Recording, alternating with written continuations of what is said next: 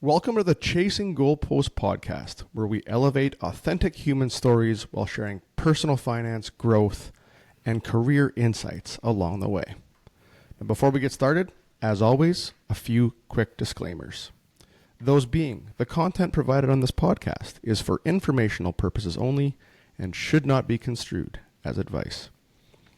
The information provided may not be suitable for your specific situation, and reliance on any information is at your own risk. And a full overview of our disclaimers can be accessed via our website at www.chasinggoalposts.com/disclaimers. As we dive into the episode today, and I say the words, the American dream, I want everybody in the audience to just reflect upon the visual that pops into their mind. You might be asking, why am I asking this? Well, the American dream is a term that is loosely communicated on television, social media, and at times our own social conversations. The definition for us all is depending on our frame of reference. Is it a nice house with a white picket fence, a swing set in the backyard, and a dog running around? For those that were born and raised in America, this may be true. But for those that have emigrated from foreign countries, their frame of reference on the American dream is different. 27 years ago, our guest and her family emigrated from a foreign country to do just that, chase the American dream. Over the years, in addition to starting her own family, she's held multiple executive-level marketing roles, as well as recently starting her own business. Nataly Huff, welcome to the Chasing Goalposts podcast. Thank you. Thank you so much for having me on. I think one of the more ego-boosting experiences a person can have is having somebody introduce them for speaking engagement and really hype them up. Hearing your life's accomplishment concentrated into, a brief introduction with a little extra sparkle is really, really kind of a trip. So this bio and introduction is no exception. And, the way you position it, immigrant, executive roles, your own business, really, really is the American dream. So thank you for the intro. Absolutely. Well, we're happy to have you here. And so we've always said everybody's story is unique. And, noting we gave a brief intro in the introduction stage of this episode, could you elaborate on your background for the audience here? Sure. I mean, my background has kind of a lot of breadth in terms of where it came from, but the long and short of it is I was born in a suburb of Moscow towards the end of the communist regime. My family and I, we had one of the better situations of the time after the Berlin Wall fell and soon after the Soviet Union started falling apart. Life in Russia started changing very quickly. And while many things were changing for the better, they were still very bad, just in a slightly different way. So when we're thinking about in the early mid-90s, there were still lots and lots of food shortages across the entire country. While my grandparents were very well respected in the community and my parents did an amazing job making sure we were in a good spot, being in a good spot meant very different things. So my grandmother, who was a doctor, she had to pull favors to get us access to good winter coats, as an example. In the winter, when there's not anything that you can really harvest or have easy access to, thanks to my dad, we kept a whole slaughtered lamb on our balcony because it's cold and you can keep meat on the balcony. But that way we were sure that we were not going to be impacted by food shortages. So yes, life was very, very hard for everyone. We were in a better spot than most, but it was still not an easy life. And to add to that, we were Jewish. And my maiden name is Lifshitz, so we were very obviously Jewish. And, during hard times overall, you see a lot of countries lean towards nationalism, and we're seeing that in a lot of places now as well. And for us, that meant my schoolmates' parents didn't want me to play with my schoolmates. Or for my sister, who was much older than me, when she graduated high school, she wouldn't be able to get into college without us needing to bribe somebody. So my parents wanted better. They definitely wanted better for themselves, but more specifically, they wanted better for me and my sister. So in their 40s, they packed up their lives into two suitcases each.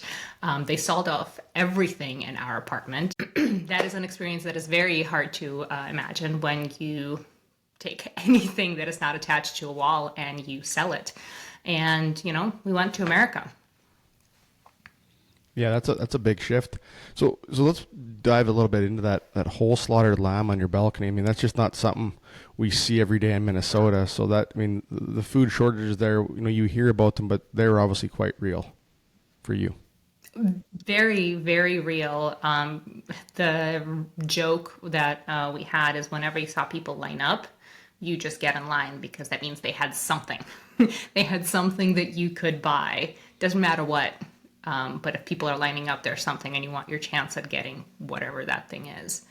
So making sure that there was food and making sure that there was enough food for everyone because families still come together. There's still birthdays and holidays and doing that without a lot to provide is always, it's hard and it's hard mentally as well as physically. Yeah. No, it's something we take for granted here. Definitely, we go to Target or Hy-Vee or wherever you shop, Aldi, and you just assume that 95% of the stuff on the shelf is going to be there, right? So appreciate you sharing that context because it's not what we're used to on Yeah. a daily basis here. So, My first experience at a supermarket when we came to the States was mind blowing. I mean, the variety and the quantity and all of the things you didn't even know you needed. It was better than a candy store, right? It was everything all in one place. It's definitely a life altering experience. yeah, no, for sure. Let's move towards that. Your parents are 40; they're looking for a better life for you and your sister, selling everything, packing up essentially your life in essentially two suitcases each. I mean, that's a major shift. How old were you at the Yeah. time, and what did you think about the move?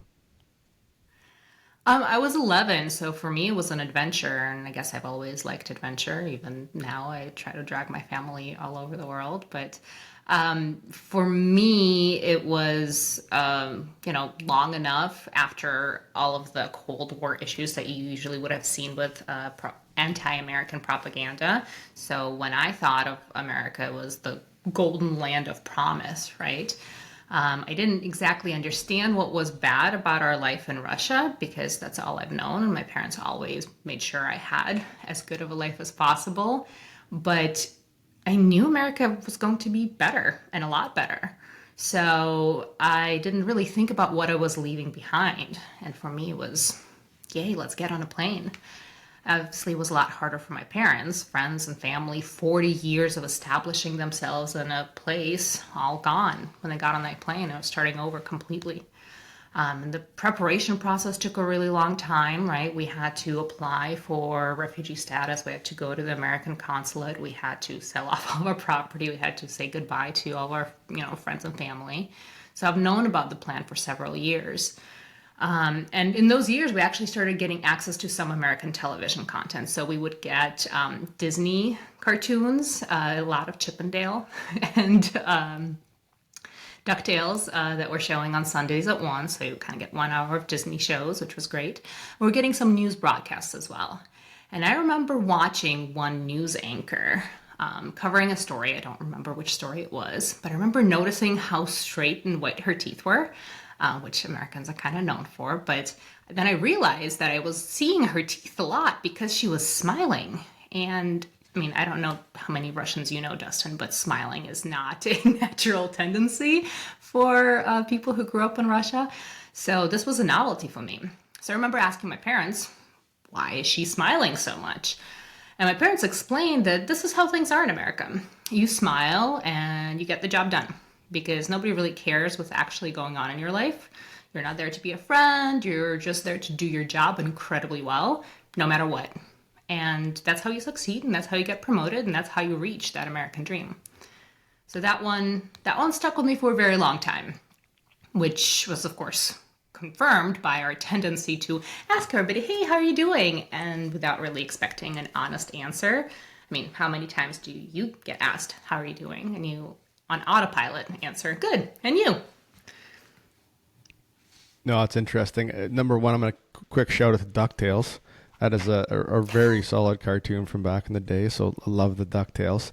But what you said there at the end is very interesting. So, you're at work, you go to the water cooler, to your point, and it's like, hey, how you doing today? And everybody just seems to say, great, great, thanks. How are you? Or how was your weekend? And I've got an interesting experience there where I was at a seminar, I think this is probably 10 plus years ago, and they had half the audience stay in the room and half the audience leave the room. And the audience that was in the room, they were instructed to say, hey, you're going to ask the people that come back how you're doing, and you're going to have to essentially meet a complete stranger, ask them how they're doing, and then carry on a conversation for up to 3 minutes.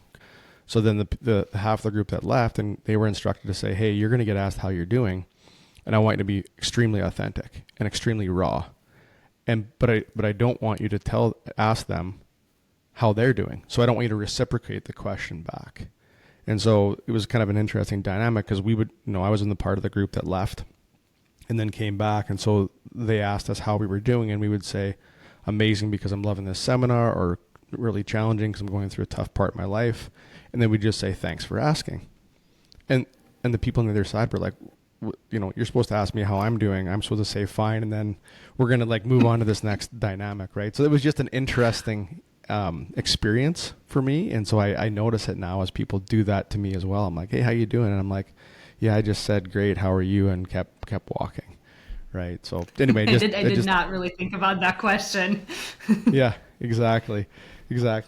So now that we've got some background on Nataly and where you're from and what you've gone through, maybe take us through your career. What roles have you held to date, and what are you doing currently? Sure. Right now, I'm running a dual business, focusing on helping people do amazing things. There's one part of it, which is a fractional marketing agency.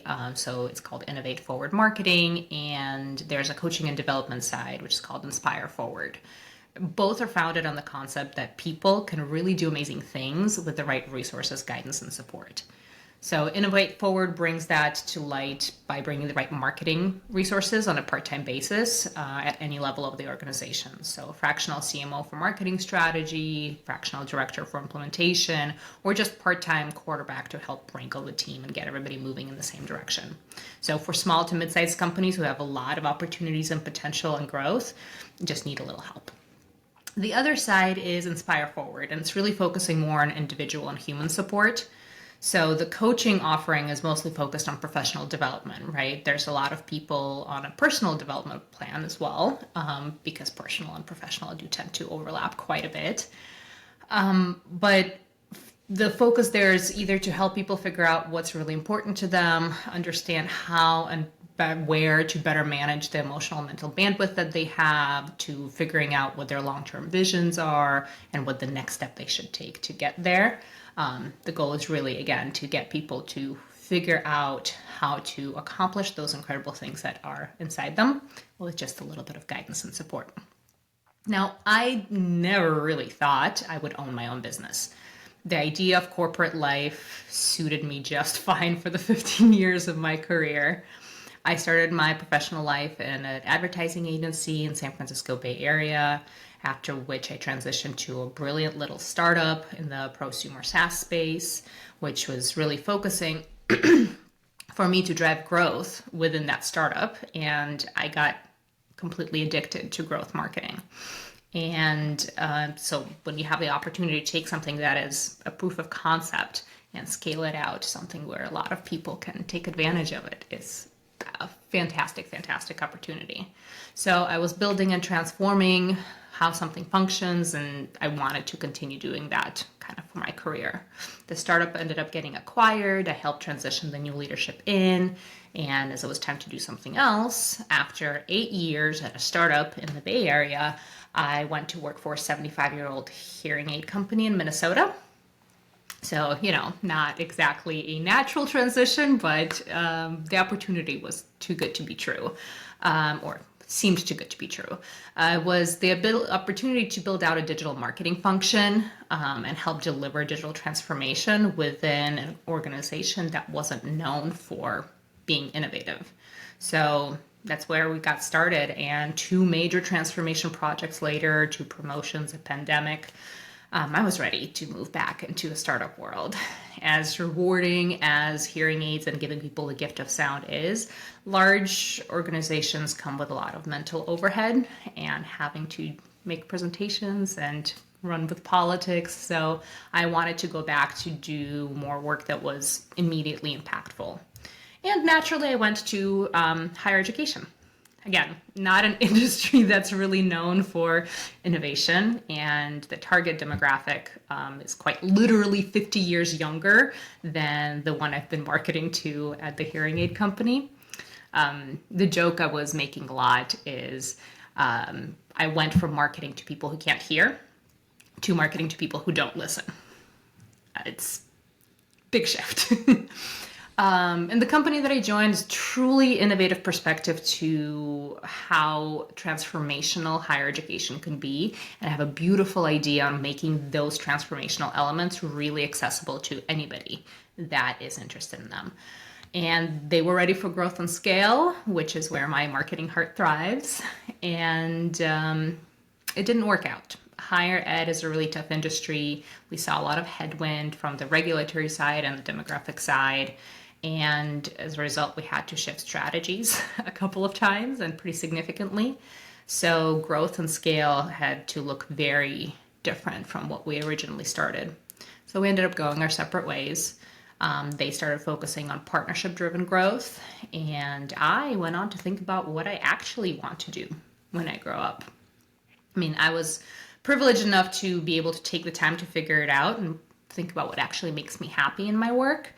And as I was taking that time and look at the work that I've done for my personal development as well, I found that I love helping people. So my love for growth strategy, my love for people and talent development, as in and of itself, those two things are not a job. However, that's the beauty of the American dream, if we're going to pull that thread through the conversation. With a little bit of creativity, grit, and some support, you can define your own job. And that's how Innovate Forward and Inspire Forward were born. Well, thanks for sharing that context. That you've obviously got a lot of great experiences throughout your career. And maybe just as we're thinking about that, what's been the biggest, or maybe the biggest challenge for you as you've gone from maybe that corporate / startup world to running your own business, and maybe what's been the most exciting or fulfilling? Oh, that's an excellent question. I love the aspect of my running my own business where it is truly me, and it is truly my decision, and it is truly only my life that I'm impacting based on that decision. That really frees you to focus on the things that matter to you. As somebody who is, gold star achievement driven people pleaser, I thrive in corporate America because I'm really good at figuring out what we need to get done and then getting it done for those people, and then adding the extra layers of stress because I'm doing it for somebody else. Once I started really focusing on what I find important, it is amazing how much the stress came down. I would actually say it's pretty similar to traveling. So if most people don't travel alone, most people travel with somebody. And if you're the person that plans the trip and takes care of the actual vacation, then you're always thinking about somebody else and everybody else and how they're enjoying it and what should we do and what did we plan and are we going to be on time. But when you travel by yourself, you are not impacting anybody else except you. So if you want to change your mind, if you want to take a nap, if you want to do 17 things in one day, it's really only you that you're impacting. And this is something, again, that I only started figuring out once I started traveling by myself. And I didn't think it would translate to my corporate life or my professional life either. But that concept of really just focusing on what's important to me gave me a whole lot more clarity. Oh, that's great. Thank you. It's interesting. It's called analogy to traveling by yourself. I never really thought about it that way. So I traveled by myself. Are you the one that plans the travel?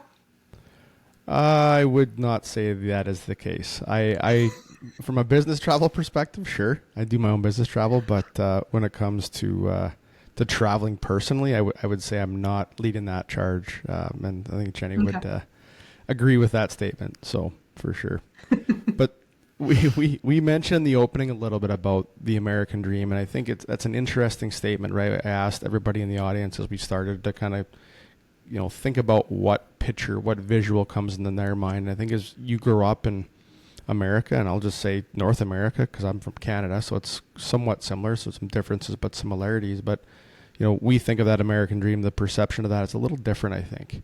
And you growing up in a foreign country and making a major move, maybe just provide the audience with a little bit of context on what the American dream really meant to you and your family as you're moving over. Sure, of course. I mean, you heard me talk about, right, like the promise of a better life. And for me, not really knowing exactly what was better, but we knew it was better. And for my parents who moved across an ocean and leaving everything behind for the hope that it is better for them and for me and my sister. And, that was decades ago, right? I've spent 27 years here. I went to high school and college here. I've seen American life evolve and devolve in that time. And with that kind of time, life, and conditioning, my perspective started shifting a little bit.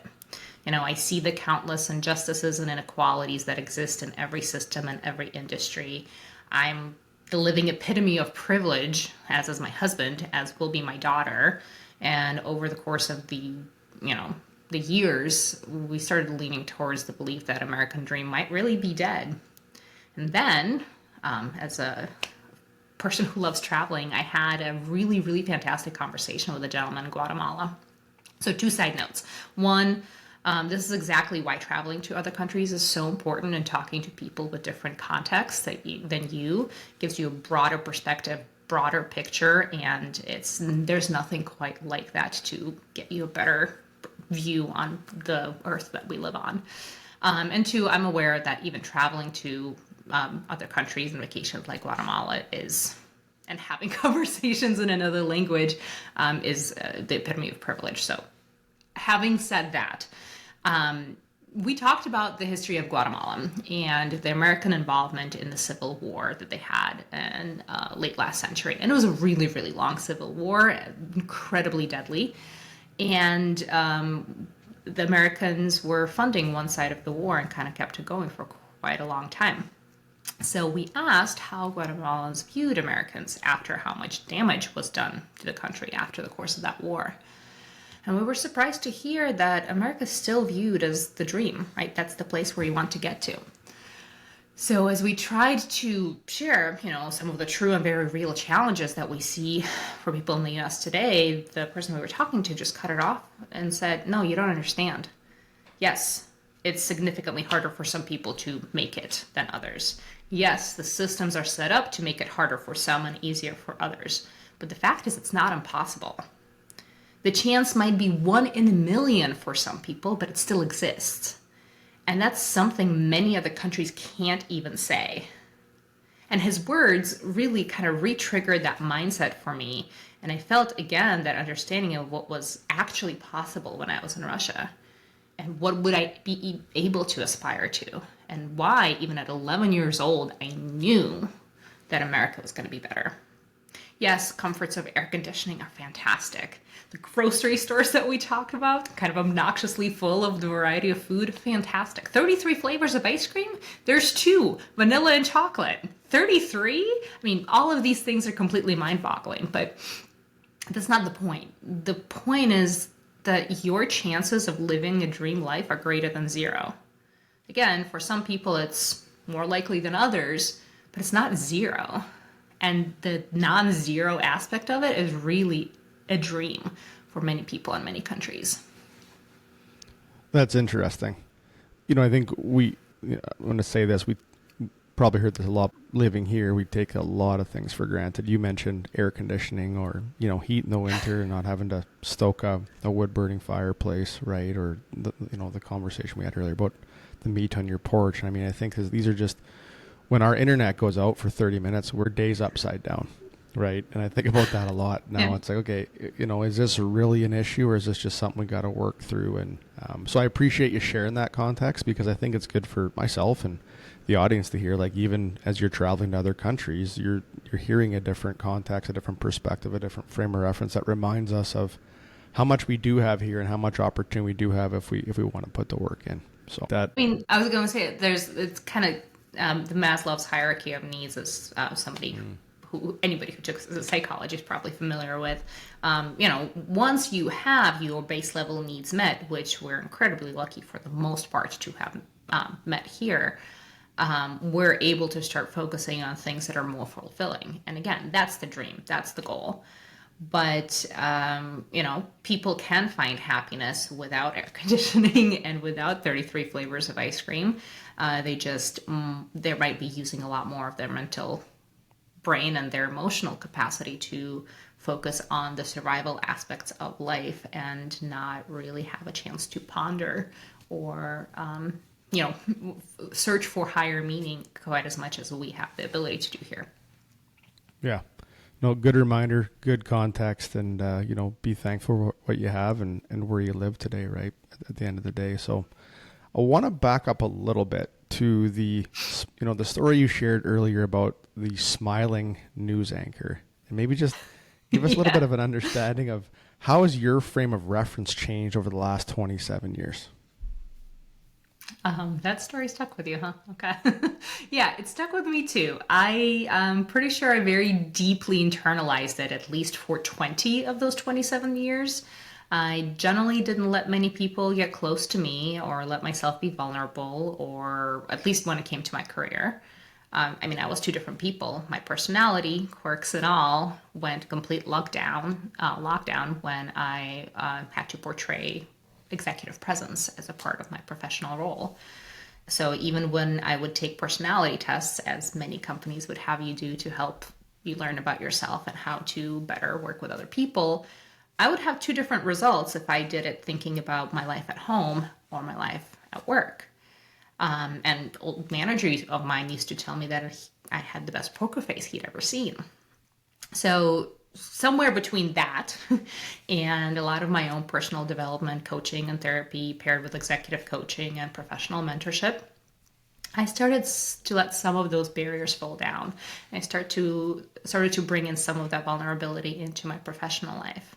And I think where it really started to connect is when I was managing people. And when I was caring about them as humans, it helped me really put two and two together that I'm also human and I don't have to be two different people because I don't expect that of the people that I manage. So I always saw them as people who had full human lives, and I wanted to model more of the integration of the real life into their work and vulnerability and transparency. And at first it was for their sake. And then I realized it was really helping me as well. I think it was last summer that I realized the true progress that I made. I was networking with a friend, Laura King. She's an executive recruiter that placed me at the hearing aid company. By the way, if you ever need an executive recruiter, she's the best out there. But we were catching up at a coffee shop, and it was a human, real, incredibly honest type of connection. And I was thinking about that when we first met a decade before. We were both these incredibly capable, professional, badass women that worked really hard to put on this perfect professional exterior. And time went on, we continued to work together. She's done work on herself, I've done work on myself, and now we were sitting in front of each other in full, honest, glorious mess of imperfections. But it was real, and it was a lot more fruitful, and was a lot more powerful than any connections we had in the past. And that kind of honesty, that's what really makes an impact. Yeah, no, that's very cool. I mean, we've said it here. We're obviously elevating authentic human stories, and the key word there is authentic, and obviously celebrating imperfections, trials, tribulations, failure, but ultimately growth at the end of the day. So love the story there. Listen, Nataly, we're going to wind this one down here. I think this has been an amazing, first step, and you sharing your story, elevating your authentic story here has been awesome. The good news is we're going to do a part 2 of this because there's still a lot more that we got to dive into here. And so for the audience's understanding, this is part 1 of Chasing the American Dream, and we're going to wind it down here, as I mentioned, and we will be back for part 2 in the coming weeks.